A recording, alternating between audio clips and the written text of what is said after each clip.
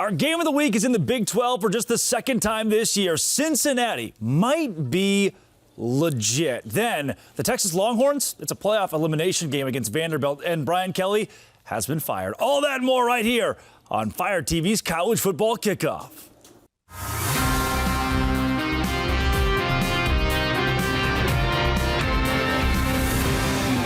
Welcome back to Fire TV's College Football Kickoff, presented by Coca-Cola. I'm your host, Drake Toll from Locked On Big 12 and the Savannah Bananas organization, and we're coming in hot from the heart of college football country in Dallas, Texas. On set with me, the former Tar Heel and Dallas Cowboy Jesse Holley, and filling in for Coach Gary Patterson, former Notre Dame color commentator and Houston Oilers running back Alan Pinkett.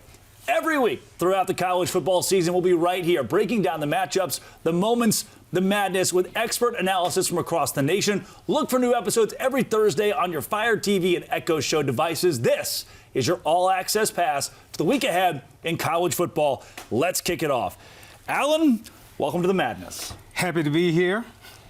Another coach got fired. We fired. No, I'm playing. We didn't fire Coach. We're glad to have you, Alan. We're glad to have you, man. Alan's the Notre Dame guy, so certainly he'll talk about the LSU coach Brian Kelly being fired. In the meantime, that LSU team is out of the top 25 altogether. Let's go there now with our rankings report. Unchanged in the top 6. The AP top 10 so far through this 8 games of college football still has Vanderbilt, Georgia Tech. Now BYU is kind of there, 11 top 10 teams. Jesse, there are a few names, Indiana being paramount, that we did not expect to be here really at any point in the year. Here they sit late in the season. No, absolutely. And having Indiana in the fold, it just goes to show you just how much the transfer portal, NIL, and coaching matters to these different programs. And that could be why you're seeing, and we'll get to this later on, why you're seeing so many of these top-level coaches being fired, because people are looking around and going, wait a second, this guy got Indiana turned around, Vanderbilt got turned around. We can't wait for this thing to happen when we have things like this moving in the country. Well, I think all the teams that are there deserve to be there. They've played good football. Was impressed by Ole Miss coming up in the rankings, but Ohio State, they still continue to be, I think, the darling of the year. Let's check out the rest of the rankings. Notre Dame, Allen, number 12 in the country right now. They've once again positioned themselves right there for the college football playoff. The committee will give their first ranking next week. That's going to be so key, especially on our show. Do you think, Allen, Notre Dame is as good as advertised a playoff team? Well, I use my eyes, as a way to measure, and they look really, really good. And you do have to consider that they had 2 quality losses, but it puts me in a position now where I have to cheer for those teams that beat them, which is kind of hard to do. I've never cheered for USC before in my life. Are you surprised, Allen, to not see Navy, who is unbeaten right now, in the top 25? A little surprised, but I know it has to do with the type of competition that they played. But the competition is coming, and Navy is a good football team. I mean, they consistently outrush everybody. Yeah. And so that has to mean something, but they're going to get tested in their last 4 games. We'll take a look at who is in and who is out this week. Houston, number 22 in the country. Jesse, their defense is one of the more elite. They have been electric on that side of the ball. It's why I think they could help win the Big 12, what could help them win the Big 12 conference, I should say, later on this season. Utah in there at number 24. They've got a big matchup this week with Cincinnati. And we lost LSU for good. They also lost their head coach, No More Tigers, who a couple of us thought could win a national title. Yeah, well, coming into this year, you thought LSU, they had Nussmeier as their quarterback, and you thought this team was poised to find themselves back in the college football playoffs. Nussmeier hasn't played up to potential. Of course, Brian Kelly, they fire him. That thing is in a little bit of disarray. And as you're starting to see now, a lot of former players that were coaching under Brian Kelly are starting to come out and tell you just how this thing wasn't as good as we thought it was from the inside out. Yeah, we'll talk a lot about that later on in the show with Alan as well. In the meantime, Coach Gary Patterson is on vacation in Africa, but still took the time to send us little people his top 5 this week, as well as his lurkers. Ohio State is tied still at number 1 alongside Indiana for Coach, with a slew of SEC teams in there. Then his lurkers for Coach Gary Patterson. He thinks that Oregon, Ole Miss, Vanderbilt could all make some noise down the stretch here in college football. Alan Pinkett, though, joining the desk. It would be unfair to not give you the opportunity to one-up. Well, maybe not one up, but at least give your own top 5 here. Well, I actually have in my top 5 Texas A&M at number 2, and the reason I do is because I think winning at Tiger Stadium, Death Valley, at night against LSU means more than Indiana winning at Oregon. And so I value that more. And it's more recent, too. But then 4 and 5 haven't changed. But I just value the win that Texas A&M had, and I think they are a potential number 1. Indiana goes on the road and beats Oregon, Jesse, but Allen thinks that the road win against LSU is more impressive. I get it. I mean, the SEC going to Death Valley, that place always has its mystique, and the inability for teams to go in there and come out victorious is going to. But if I had to push back a little bit, is that going across the country, talking about different time zones, playing in that type of atmosphere, Dan Lanning has that Oregon football team primed and ready to go. That was a huge win for me from a team in Indiana that still a lot of people don't believe are truly here and are truly a team that can contend in the country. To go on the road to Oregon State and win that game, to Oregon and win that game was real big to me. I also think it's a moot conversation. They should both be top 4 teams. Yes. I think they'll both be top 4 teams and get buys in the college football playoff. Even if Indiana doesn't win the Big Ten or A&M doesn't win the SEC, I think they still probably deserve to be around that 3, 4, maybe 5 slot. In the meantime, a couple teams that are just trying to climb into the college football playoff conversation come out of the Big 12. This is our game of the week.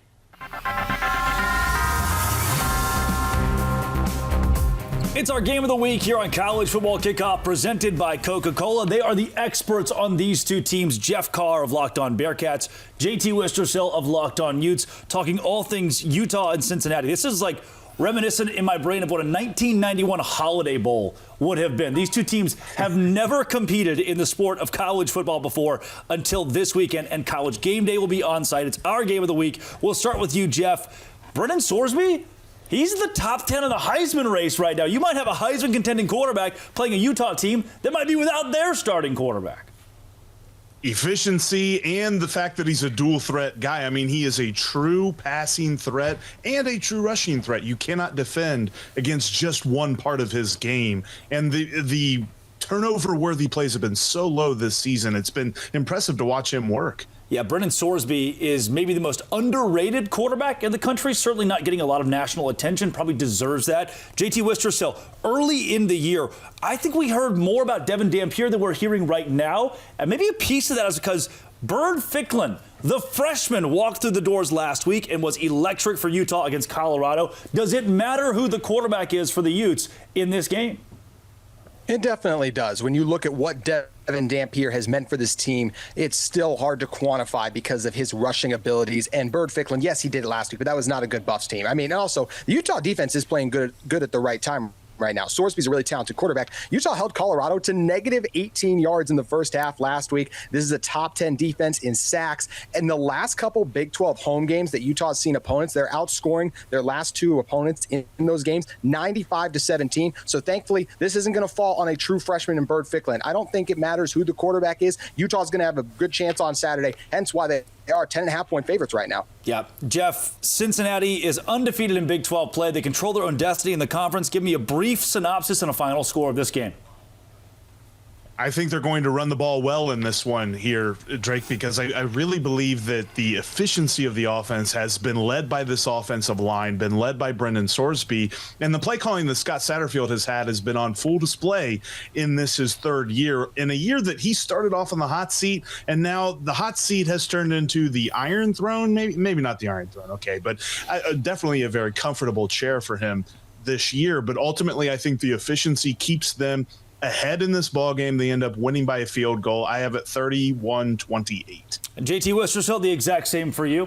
Yeah, I think this is a Utah team. They're hitting their stride at the right time. They are one of just 4 teams in the country in the top 12 of scoring offense and defense. They're coming off a really strong performance against Colorado. It's one of the best offensive lines in the country. They have one of the best pass rushers in all of college football. Quarterback is a big deal for this team, but the atmosphere that is Rice-Eccles Stadium at night, I believe, will overcome whoever is that starting quarterback if it ends up being a true freshman. Dampier or Ficklin, it won't matter. I'm going to roll with the Utah Utes to win this one, 27-20. Injuries on both sides, a late night start. This is a funky game in the Big 12 and the biggest game in college football this week. Jeff Carr, JT Wistersill, our two experts from Locked On Bearcats and Locked On Utes, all things Cincinnati and Utah. Thank you guys, and thank you for being a passionate fan. We know that pomp and the circumstance makes you work up a thirst. Fan work is thirsty work. Enjoy a refreshing Coca-Cola. Hey, today's show is brought to you by FanDuel. FanDuel is exactly where I go every single week when BYU is an underdog.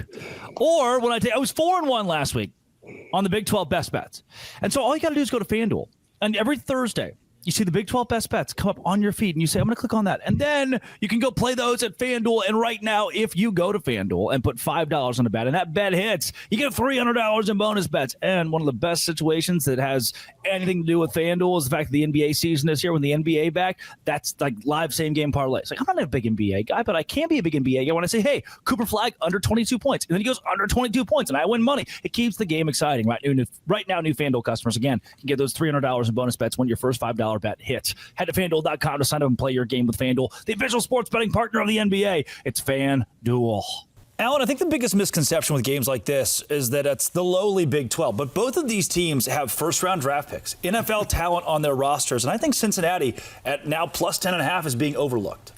Yeah, and I think that I've never seen a team that's been more under the radar winning 7 games in a row. Yeah. And when I think of Cincinnati, I look at the quarterback, Sorsby, and the thing that impresses me the most, because you can look at stats don't always tell the entire story, but this guy has 1 interception. He's only been sacked twice. So you know he takes care of the football, and you know he makes good decisions, and he's a dual threat. So he gives Cincinnati a chance every time they play. So, Jesse, here's one of the intricacies of Utah's quarterback situation. We saw with Texas Tech. Remember when they played Utah? They lost their starter. Their backup comes in. There's no film on him. He tears it up. Yeah. Last week, Utah's backup quarterback, freshman Birdficklen, there's no film on him. He tears it up. This week, I think it's hard to trust a freshman 2 weeks in a row if he is their guy. For me, I look at it and say, hey, if Dampier can go, he goes. But young fella, be ready, right? And you can do this more so in the college game than you can in the pro game. If things aren't quite going well for you, kind of make that switch, inject that type of energy into the football team that you had a week ago with the freshmen. So, but in these type of big moments, in these big games, against this level of competition, you want the guy with a little bit more experience than Dampier to go out there leading your football team. But in the event that he's not 100% and he can't go, then you be a little bit more quicker to go, hey, we'll get you next game. Yeah. You all right? Young fella, see what you got and go out there and try to save the game for us. In Utah's case, you've heard the old adage, when you have 2 quarterbacks, you have none. But sometimes when you have 2 quarterbacks, you have 2. Yeah. Could be the case for the Utah Utes this week. No Evan Pryor, the star running back for Cincinnati, but it's been running back by committee for them, so they could be okay. If no Devin Dampier and no Evan Pryor, this is a game without 2 stars. We'll see which team has the better offense as they fill their holes to try to win the game of the week on college football kickoff. It's Cincinnati and it's Utah. But certainly we can't go this long without talking about the SEC. Vanderbilt and Texas. It's time for our can't-miss matchup.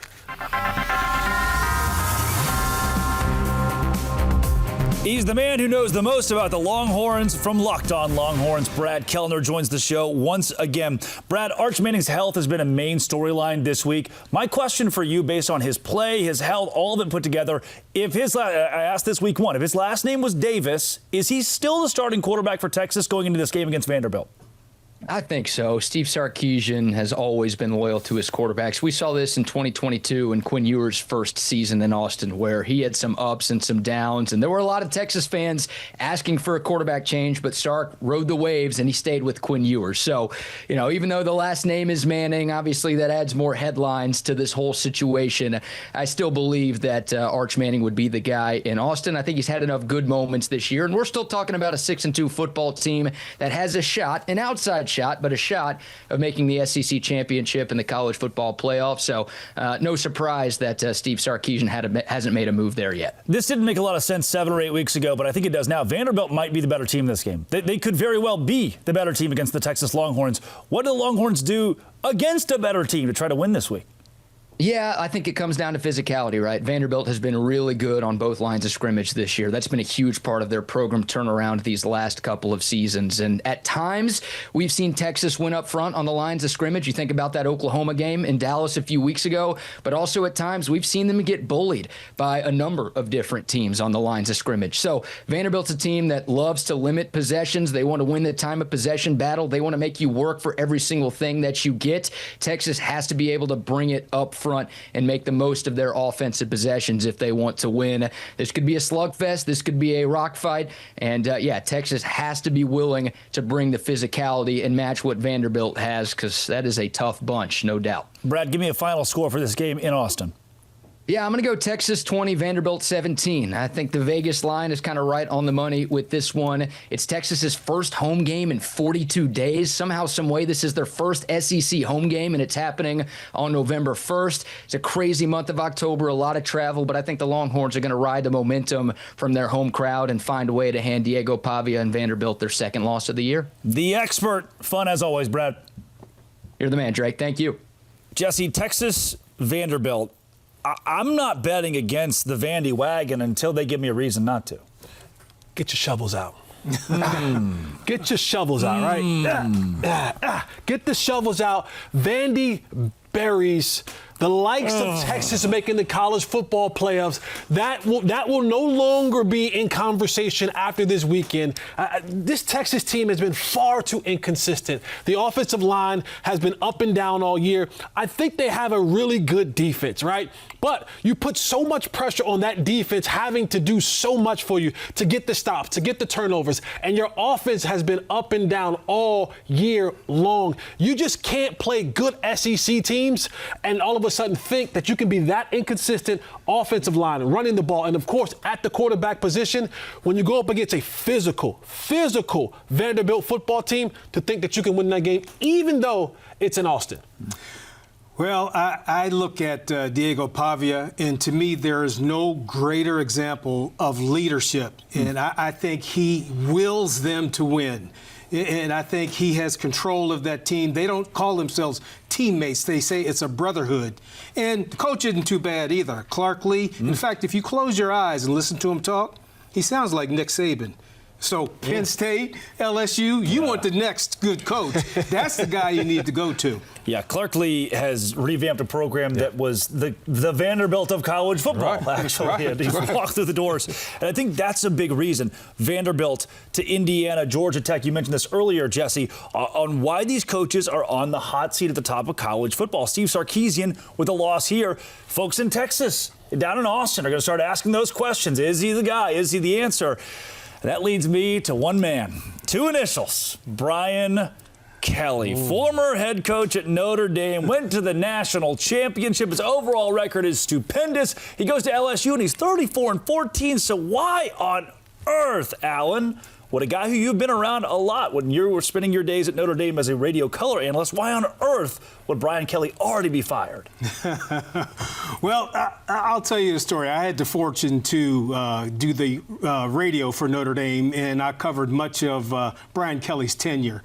I did it for 17 years, and Coach Kelly was there. He was always good to me, but he left Notre Dame because he felt that he had a better chance at winning a national championship at LSU.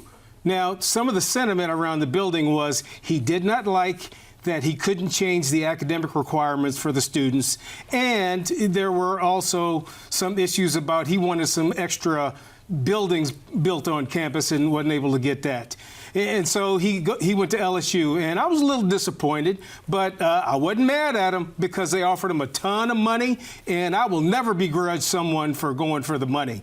The thing that I find ironic is his replacement, Marcus Freeman, embraced the academic requirements, embraced the culture at Notre Dame. And how ironic that last year he plays for a national championship and Coach Kelly lost 4 games. The thing that comes to mind for me, because we're talking about these coaches getting fired, we also have to talk about coaches that are going to be retained. So I'm wondering, is there a number out there that Marcus Freeman would leave Notre Dame for? That's a good question. Like Brian Kelly's on the market, Mike Gundy's on the market, James Franklin, these long-tenured big names in college football. My question, Jesse, a lot of people brought it up since day one at that press conference where he said, family, the Southern accent, right? It wasn't a very good first impression. Right. The awkward photo shoot with the spinning thing. Yeah. And if Brian Kelly was this nice stand-up guy that everybody loves like Marcus Freeman, would he have bought himself more time in Baton Rouge for being less controversial? I think yes. I think the answer is yes, because being likable goes a long way. When you're snarky with players and families and alumni and donors and all that kind of stuff, snarky with the media and everything, you just come off as this gruntry curmudgeon. People just have a little bit less patience with you. And then you're talking about LSU football here, right? So losing that amount of games, not being in the conversation with the Alabamas, the Georgia, the Texas of college football, that also puts a sour taste in a lot of people's mouth from that school. That school, football-wise, is looked at as supposed to be the cream of the crop, the top dog. And when you're not being talked like that and you're not a coach that people actually like, your leash gets shorter and shorter and shorter till finally they just unhooked that thing and Brian Kelly's out the door. It never really felt like an LSU Tiger. And you know, they're not really losing an LSU Tiger. They're losing Brian Kelly. We'll see where he lands next in college football. In the meantime, though, Matt Moscona of Locked On LSU had some very keen thoughts on the head Tiger being no more. So when the head coach says we're taking receipts, we'll see you at the national championship, and then asks for fan and booster support for NIL, even doing the $1 million match. Remember, Brian Kelly himself put $1 million of his own money into this roster. Okay. So however you want to phrase it, the man put his money where his mouth is. He put $1 million of his own money into this. And then they went all in the transfer portal. They signed the #1 portal class in the country. I've been very transparent with you when I've had numbers and shared them with you. You don't need me to tell you anything off the record. Brian Kelly said on the record, $18 million is what they spent on this roster. Okay, well, if you're all in, you're talking about taking receipts and being all in for a championship, $18 million roster, you're a preseason top 10 team in the country, and you got 3 losses before November, and it's over. And by the way, you lose to Vanderbilt. It's your second loss. You go into this home game against Texas A&M with an all-in approach, understanding like you lose one more time and it's over. So you have to win to keep your playoff dream alive. And you're up 18-14 at half, and then you are blitzkrieg 21-0 in the third quarter. You lose the second half 35-7. The fans empty out. The A&M crowd takes over.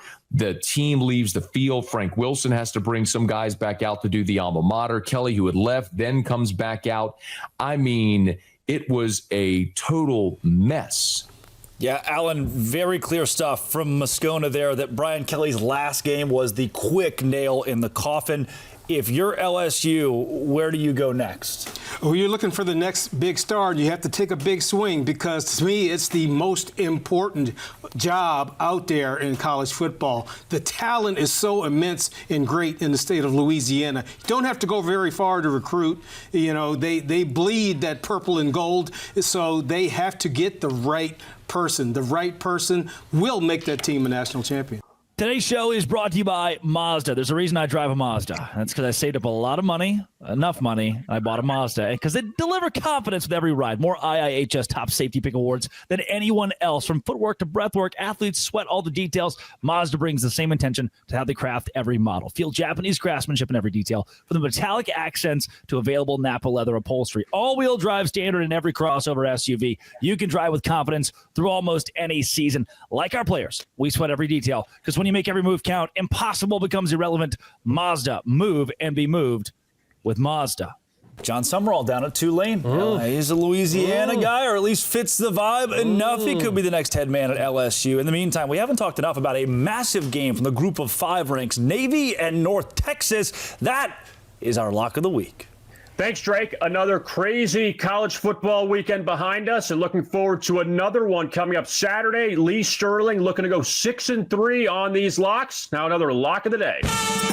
Open it, open it, open it. Lee has the key to the lock of the day. Big game inside the American Conference coming up Saturday afternoon. North Texas plays host to Navy. And Lee, what do you like in this matchup? Well, a lot of people don't even realize that Navy's undefeated at 7-0. North Texas, 7-1. Everyone's talking about all these other teams that aren't in Power 4 conference teams that might make into the college football playoffs, like South Florida, Memphis, and Boise State. But the winner here might determine who goes to the college football playoff. North Texas has scored between 33 and 59 points in all 8 games, even against a solid South Florida defense. Now, on the other side, Navy has scored between 32 and 52 in all their games except for one of them. North Texas quarterback Drew Mestamaker, 21 touchdown passes. Navy quarterback Blake Horvath, more of a runner. He has 12 touchdown rushes here. Both defenses, tackling is optional. We're not going to take the side here at 6.5. We're going to go over 65 total points. It's going to be a level 3 lock all the way up. And for more daily picks, subscribe to Locked On Bets. Back to the college football kickoff studio. We'll see you next week, Drake. And thank you, Lee. Thank you, Kevin. Always wise to bet on the Service Academy to go over in their football game. Right, Lee? Thanks a lot. Coming up next, Playoff Playbook.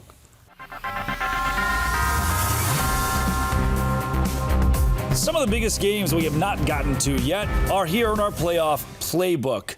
It's the world's largest American beer cocktail party in the USA, Georgia and Florida. Maybe outside. The outdoor, that's correct. Maybe the longest name for a rivalry, but Jesse, in rivalry games, weird things happen. No, it absolutely does. And when you look at this game, Georgia versus Florida, Florida has the talent. We're talking now the post-Billy Napier era, but Georgia may be the best second-half football team in the country.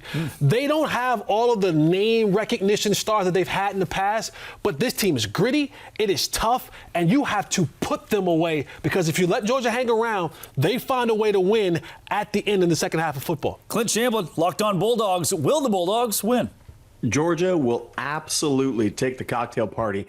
And it's for 2 simple reasons. One, Florida's defense is just bad. I mean, historically bad. I mean, for all metrics and efficiency purposes, somewhere between 90 and 100 nationally in college football. And it doesn't get better as the season goes on. It actually gets worse against ranked opponents. It's worse. Their third down efficiency is far worse. Away from the swamp, it goes down to allowing teams to convert or stopping on defense 17% of third downs. That's not good for Florida. The second reason that Georgia is going to roll in this game, it's 2 words, 2 simple words. Gunnar Stockton. He is a Heisman candidate. If he's not, it's a crying shame because metrically, he is the most efficient passer in the SEC. His turnover-worthy throws are next to nothing. This guy is a baller and gets it done. 2 reasons. Florida's defense is bad.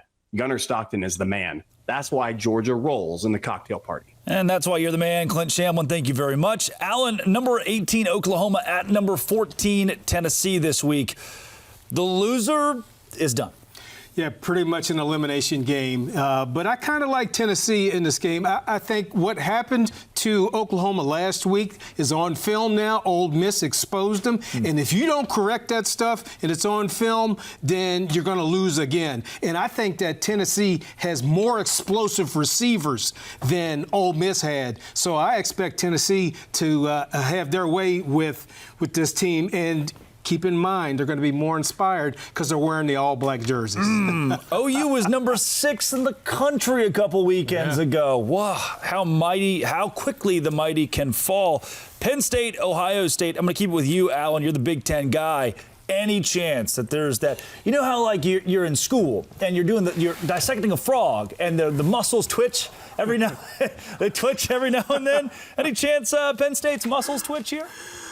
Well, feel bad for Penn State. What are you showing him over here? Ohio State by 1 million. Yeah. That's what I'm showing him. I'm showing Alan, listen, just say this right here. Ohio State by 1 million. Yeah, you know, I feel bad for Penn State. My son graduated from Penn State, by the way, so I sort of have to cheer for them. But I'm so impressed with Ohio State. They lose 8 guys on defense to the NFL, and they keep rolling. The thing I would say, though, they get Matt Patricia, but it's not just the coaching, all right? You know how they say it's not the X's and O's, it's the Jimmies and Joes. And they got, they got the Jimmies and Joes, though. That's good stuff. Number 10, Miami at SMU. We'll go to our ACC expert. Jesse, conversely, so here's the problem. In the SEC, you can lose 2 games, still go to the college football playoff. Yep. If Miami loses at SMU, this might be an elimination game for the Canes. It could be. But here's the thing. I think that Miami is the far superior team. And I know that they're coming on the road. They'll be here in Dallas, Texas. And some people may think this is a sneaky game. But here's the thing about Jennings, what he's getting ready to face. He's getting ready to face a defensive front in the Miami Hurricanes that he has not seen at all this year. And so once Miami starts getting after Jennings, he tries to be a scrambler. He tries to be a playmaker. But that defensive front is just so good with Miami, led by Reuben Bain Jr., that's going to be a lot for SMU to handle. Yeah, it was a quote last season from Desmond Howard when they got to the Arizona State-Kansas State game on game day. He said, why are we even picking this one? Number 13, Texas Tech at Kansas State, who's lucky to be 500. Kansas State's playing better football. Alan, I want to pitch this one to you.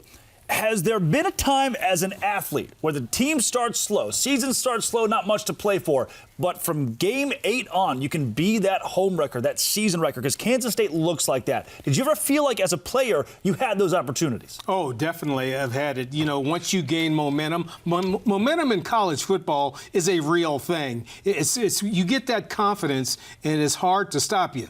So I think Kansas State has found something that works because it was a dreadful start to the beginning of the season. But once you find that little niche and that thing that works, you know, it's like a drug. You want to keep winning. It feels good to keep winning. So they have found it. And keep in mind now, they have beaten Texas Tech 8 straight times. Yeah, they're in Manhattan, Jesse. Kansas State's blowing people out. Yeah. Texas Tech, this is an elimination game for them. No, it's going to be a really big game. It's one of those things, look at, is this a trap game for Texas Tech? Because you look at Kansas State, and for Texas Tech coming off, you know, that loss that they had against Arizona State, this is big business for Texas Tech. And for Kansas State quarterback Avery Johnson, if he's going to make this a game, he's going to have to be a guy that stays on schedule, and then when he goes to create off script, he has to be successful because that defensive front of Texas Tech will be after him all day long. But they are in Manhattan, and spooky things happen in Manhattan for Kansas State. That'll be interesting. I'll have my eyes on this one, as will Casey Cowan of Locked On Texas Tech. Casey, can the Red Raiders get it done? Casey Cowan here from Locked On Texas Tech. Big one for the Red Raiders on the road from Manhattan. Tech can get a win if they're equal or better, number one, in the turnover margin. Cannot be giving it away to K-State, as the Wildcats have made so much hay recently, taking the football away, and you better get back to getting busy to taking it away yourself. Number two, get the ground game going again. Cameron Dickey and Jacoby Williams have got to get back online, and that actually starts with the return of the Red Raiders starting quarterback, Baron Morton. Playing smart, not necessarily safe, but of course deferring to some of the skill position players that he's got around him will pave a path to a Red Raider victory in Manhattan. Casey Cowan, live from being an extra on No Country for Old Men 2. Yellowstone. Lost in New York. That's a wrap on this week's College Football Kickoff presented by Coca-Cola. But this season we have so much to go. You guys, we're not even halfway done with the college football season when you consider the national championship being in January. Next week, though, BYU can cement their case for the college football playoff against Texas Tech. Plus, another huge matchup for the SEC, A&M and Missouri. Same time, same set, same unapologetic football energy, and a big thanks to Alan Pinkett and Jesse Holley for bringing the heat, and to you for riding shotgun with us. Enjoy all the action this weekend. Stay locked in, stay fired up. We'll see you next Thursday right here on Fire TV.